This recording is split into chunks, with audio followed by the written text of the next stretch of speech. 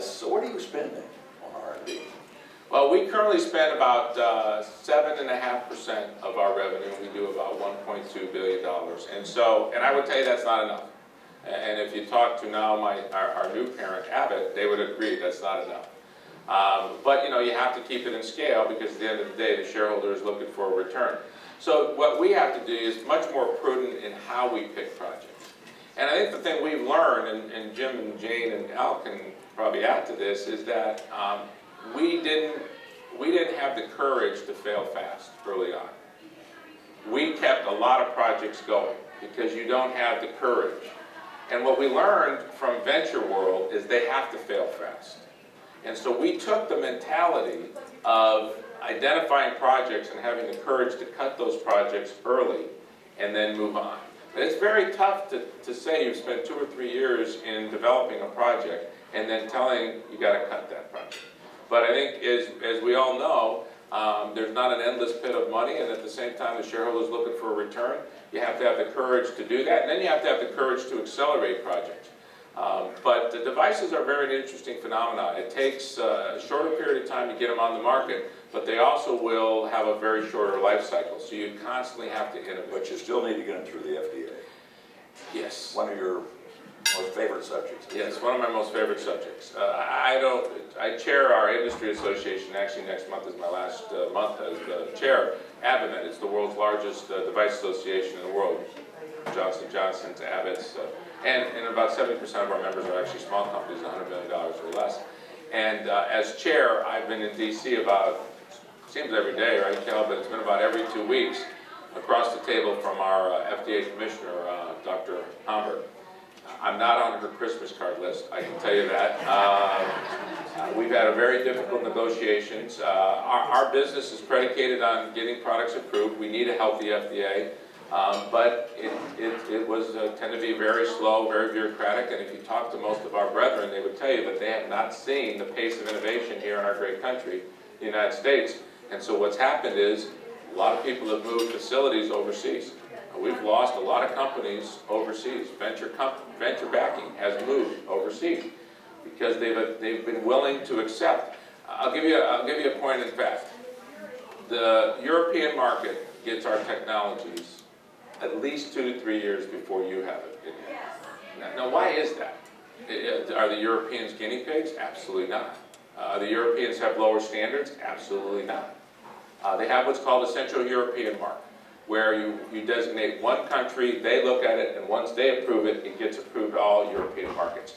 So we go there. So if you think about it, and you're a smart company, where will you put your investment? You're going to put your manufacturing facilities, you're going to put your investments where you can get your technologies through.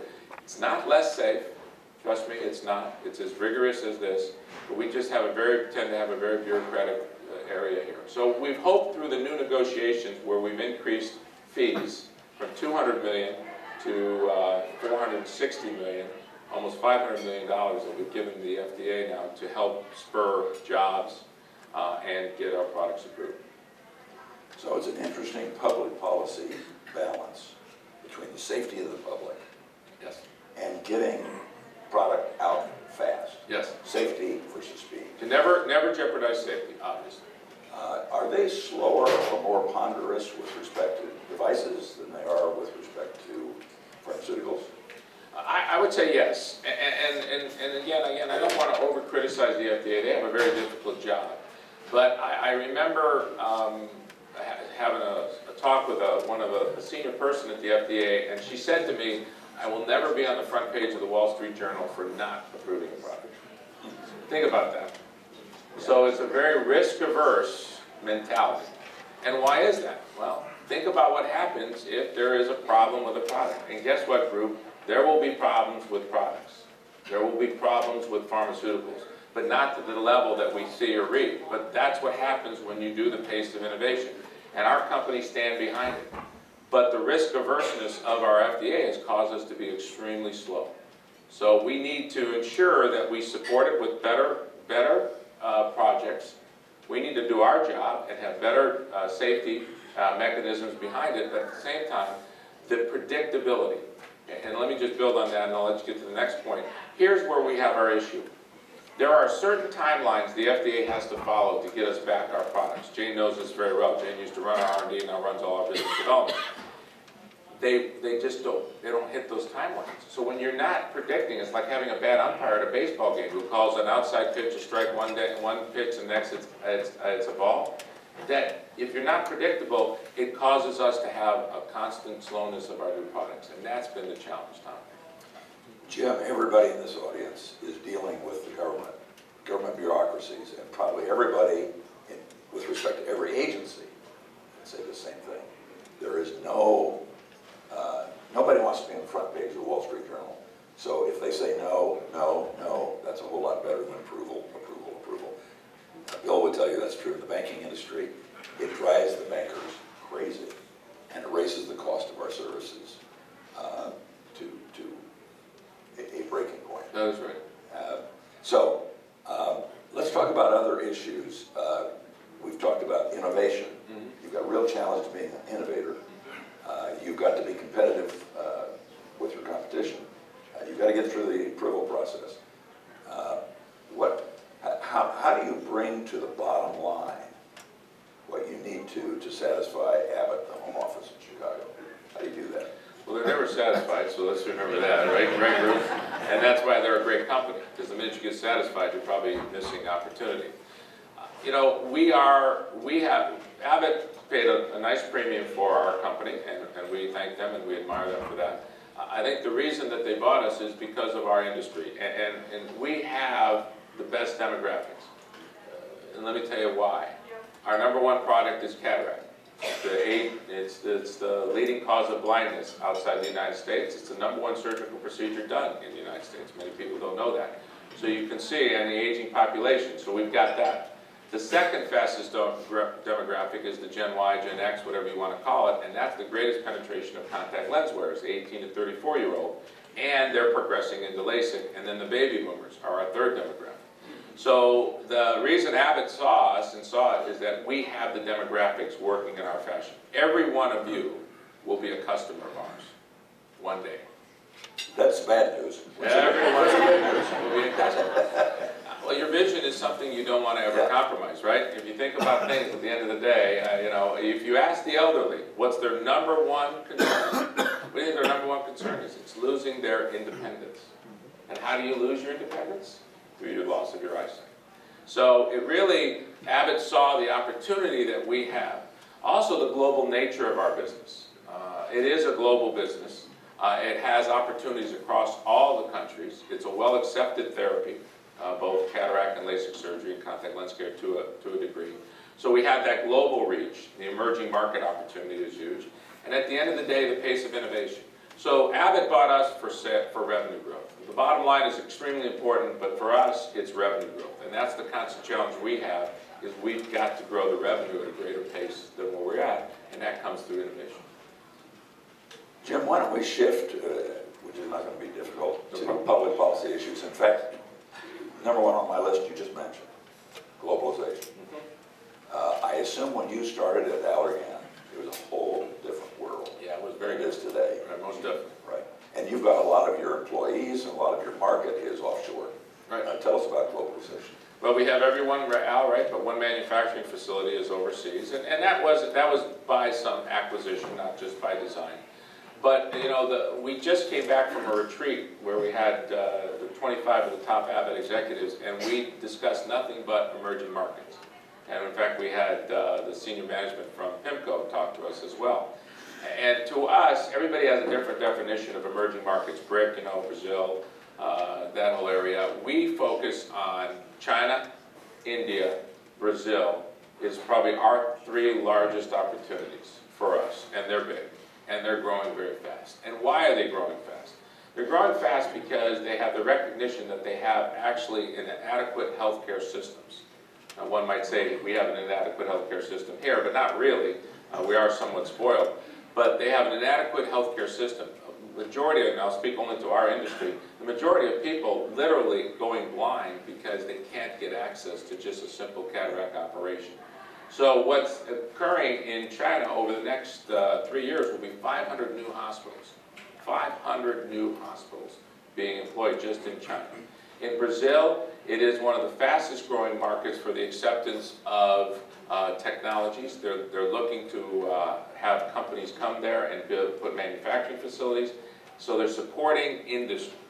So the globalization of our marketplace is tremendous. And the other very important point is we're training a lot of physicians, and they're going over there. And in fact, I can give you one, Johns Hopkins. Everybody heard of Johns Hopkins? So one of the leading eye institutes is called Wilmer. They actually now have a joint agreement with King Khalid Hospital in the Middle East, where they actually send their residents now. Can you ever think about that? Well, residents are now leaving the United States and going over there and living there for 2 to 3 years to get their training. Why? They can get access to products a lot quicker. The amount of money that's in this King Khalid Hospital, if you've ever been there, I tell you, I'd go there in a minute. It's unbelievable.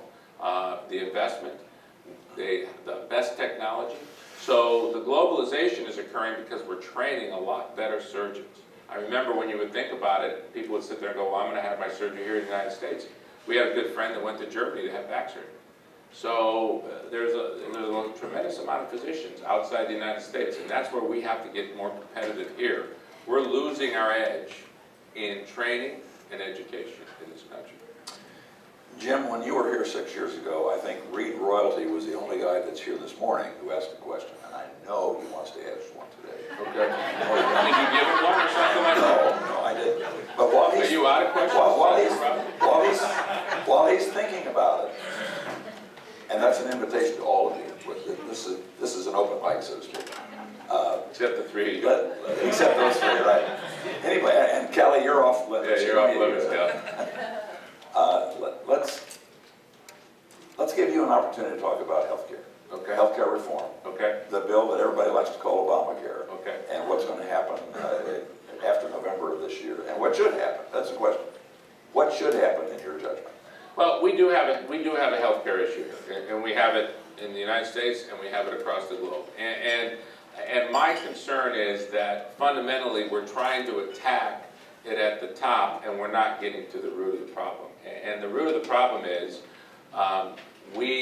diabetes. Diabetes is the #1 cause of most of our illnesses. It causes diabetic retinopathy.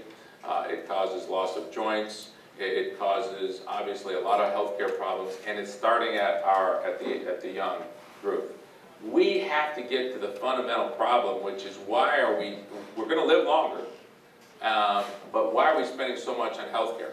The other problem is, and hopefully I don't offend anybody in here, but our most inefficient group is a hospital network.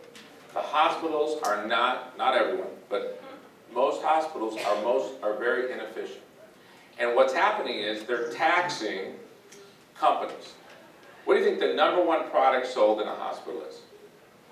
Guess. You get a free breakfast. Coca-Cola. Really? Yes. Wow. Yes. In most hospitals, #1 product sold, because aspirin and all that is given away. So you were right on units. But on actual acquisition, and do you think we tax Coca-Cola? No. We tax all healthcare companies, we tax medical device companies, we tax pharmaceutical companies, but we don't tax a group that, and again, I drink Coca-Cola, but we don't tax the thing that's causing a lot of problems. So I believe fundamentally, in order to get a better healthcare system, we got to identify what's causing healthcare problems, and I would tell you on a generic standpoint, that's diabetes. It's our #1 concern in this country. And then we have to have a more efficient. We are very fortunate in our business. 75% of our procedures are done through ambulatory surgical centers, physician-owned or independently run. They are extremely efficient. Why? They have a bottom line. And they don't throw people at problems. They identify problems, and they don't keep adding to the bureaucracy because they can't afford it. Only 25% of our business goes through hospitals, so we're far more efficient. We've got to get away. I mean, we've all been to hospitals. Let's hope that we don't ever have to go back. But if you think about it, look at the nursing programs. The nurses are so critical. We need to improve our physician's assistants. We've got to get more PAs. Everybody understand what the PA is? These are people that can triage. Because what's worse than having a doctor spend time with us when all we have is a common cold, and he or she is spending an hour with us versus the person who needs more time, and they're only getting 2 to 3 minutes, and they're misdiagnosed or overtreated or overdiagnosed, and we're paying for that. Hit the root of the problem, get the inefficiencies out. And then come November, no matter what side of the fence you're on, assuming that our current president wins, I think the good news is if the Senate wins, the other side, then you have a good balance of power, and then you maybe get some things. Well, the Supreme Court may have something to say about it before November. In fact, the real issue, I think, for you lawyers that are paying attention, is what they call severability. Yes. If the Supreme Court decides that the mandate is unconstitutional, how about the rest of that stuff? You think? I'll ask you a question. Do you think that's going to happen? I do. You do? I do. I don't. Good. I like it. So look, it's a free record. Raise your hand if you think the Supreme Court's going to do something by the election. Okay, let's see hands. Is the Supreme Court going to act before November 6th? Yeah, before the election. Raise your hand. How many? Before the election. And how many of you think that they will declare the mandate unconstitutional? Not many. Well, I think most people are going to get breakfast with you. That's good. That's very good. So, Reeve? Who's forced to ask a question? Thanks for nominating me. Your comments about regulatory lag really hit home with me because back before you were born, I was one of the founders of the cellular industry. Okay. It took us 20 years to get through the regulatory process. We invented cellular, but it was adopted in Europe and Asia before we did because it took us 20 years to do it.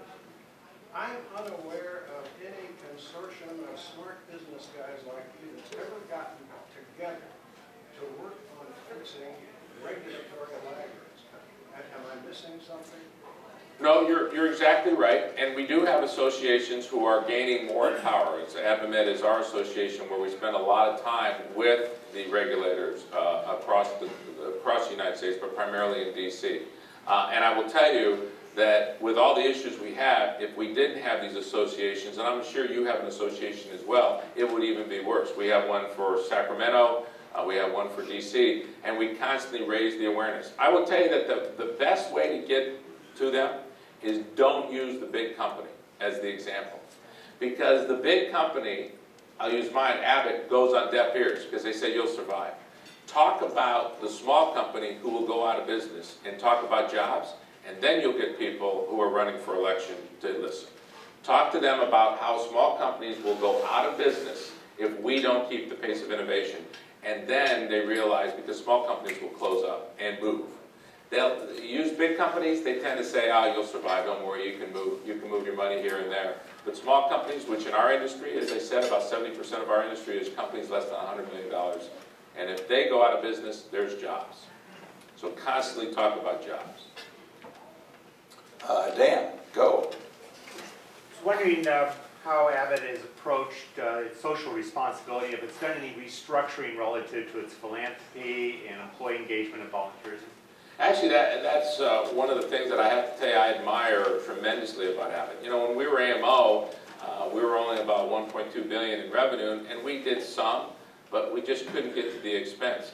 Abbott has the Claire Trevor Foundation and the Abbott Fund, and been recognized. In fact, just became, I think last week, Janie, the #2 Fortune most recognized company behind, I think it was Apple. I think Apple was #1.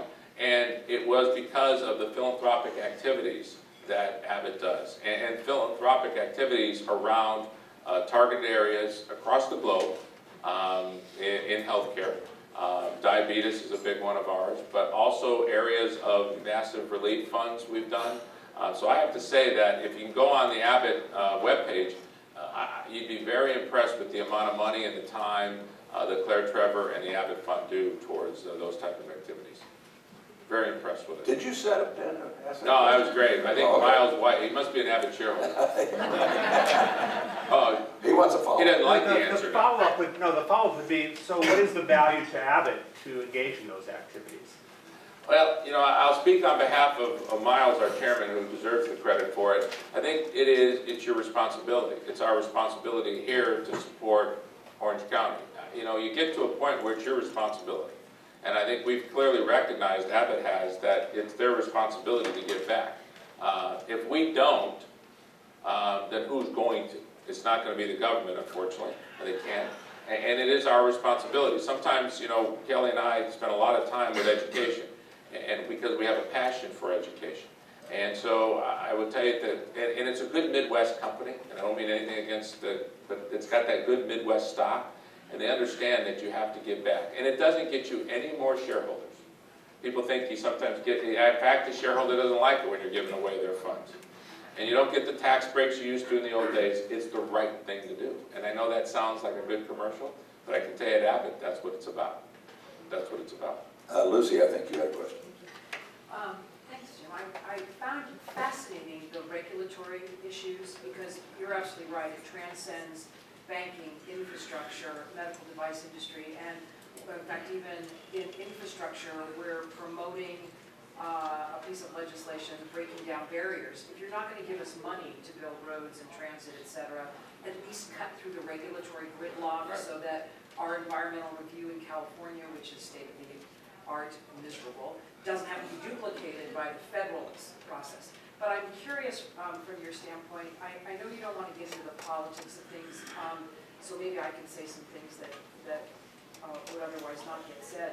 When you have a dysfunctional Congress that doesn't seem to be working well together, Yes. breaking through and passing those regulatory things, do you not see then that the bureaucracy gets even more powerful and you know, pulls back and doesn't make the decisions they need?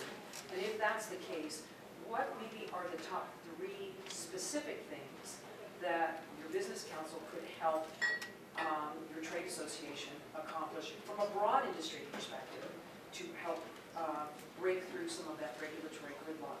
The toughest arguments we ever have in talking with elected officials is explaining what regulatory relief means. Right. Because they get it from the specific little thing, but it's like being nibbled by bugs, where they don't get the layer on the layer on the layer, because each one rule sounds Right. fine by itself. It's the layer after layer. Anyway, so maybe the top 3 things that we might be able to help you with on the regulatory side. Sure. To address your first point, it's very apparent when, because I spent a lot of time in DC now because of my role as chair of ABMED, that the struggle became personal by our legislators. It was very unfortunate. It moved from, you know, one side to the other to personal. And when it gets personal, you just can't break that barrier. I think you're starting to see now with some of the changes, you know, even when Scott Brown got elected in Massachusetts, I think it was an unbelievable change there that I saw in a matter of a month that something could happen. But you have to break down that personal. But I will tell you, I go back to what I said. I don't know if there's 3 things, but I would say at the end of the day, if you can clearly show that we can create jobs, and we reward companies that are creating jobs and hold us to that standard, that's critical. Because the only way we're going to get out of our issues is by creating jobs.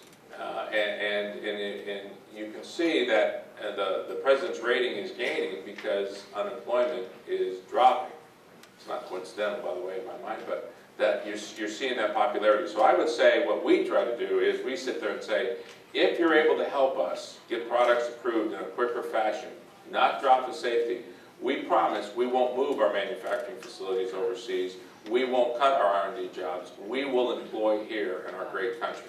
I think that's number 1. Number 2, we sometimes, we have to be critical of ourselves. I think we make it very difficult and we don't put ourselves in their position. We're very critical, and I obviously listened to my talk today. I was very critical. It is a difficult job because it's a very bureaucratic job. I would love to see if we could go there and eliminate a layer of the government. If you could eliminate a layer, think of our businesses. If we somehow could just eliminate one layer of a decision-making authority, think of what would happen. We have that constant struggle at AMO. And so can we do that? I don't think we can do that, but we can hire the right, or vote the right people in who understand, who have a business mentality. And then the last, I think we must, in Orange County here, support our education systems. What we're doing to education, to me, is a catastrophe. And selfishly, if we don't educate our people, crime is going to be up, which leads to, and somebody was telling me statistics that it's reversed on the amount of money. The amount of money going to education versus prisons, that's flipped since the 1980s. So we must educate. We cannot cut fine programs at UCI, at Long Beach State, at Chapman, or junior colleges. We have to find a way for every young man and woman to be able to get an education. I believe the only way to get out of this is to have a workforce that's educated. And so cut everything else, but don't cut our education. Those would be my 3 fundamentals.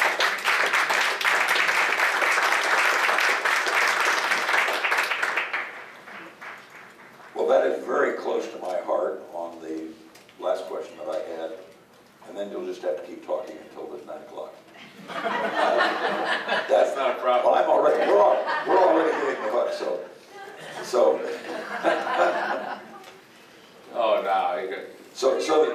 So the question, not just Washington, but maybe even more so in Sacramento, there's a huge public policy debate about, is it taxes or is it expenses? You look at the debt crisis in the EU, it's the same thing. Do we cut to the point where people are rioting in the streets, or do you tax? Or do you do both, which is what our present governor says, we're going to do both. What does Jim Mazzo say?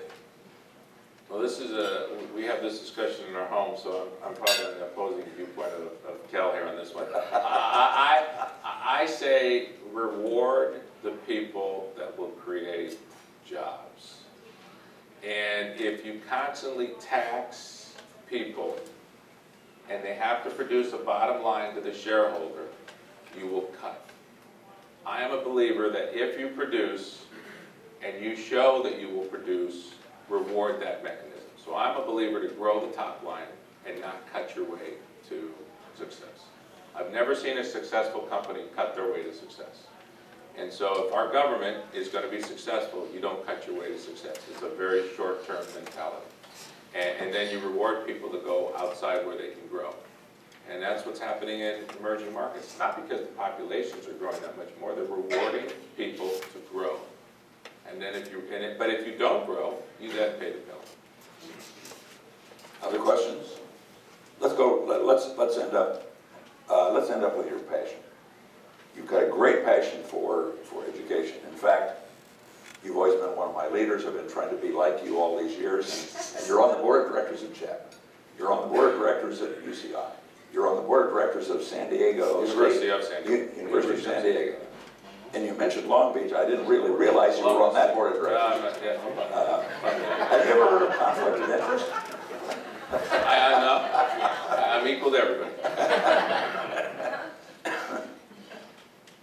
So I think you explained it, but I just wanted to tell you that I admire that very much. Thank you.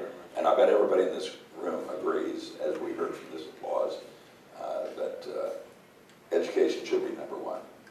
So thank you for all you do. My pleasure. And thank you for being here with us. Thank you. Thank you, John. Thank you very much.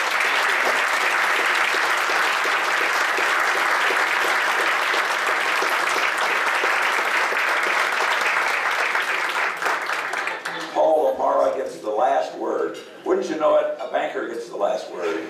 Doesn't happen very often. Thank you all. Thank you, Tom, and thank you, Jim. How about one more round of applause? Jim, would you mind stepping up to the podium? We have a little gift to show you our appreciation. Now, You get to keep that. That's a gift. I would like to inform you, somebody must not have gotten the memo, because if I'm not mistaken, this is a White Sox hat. Oh, no.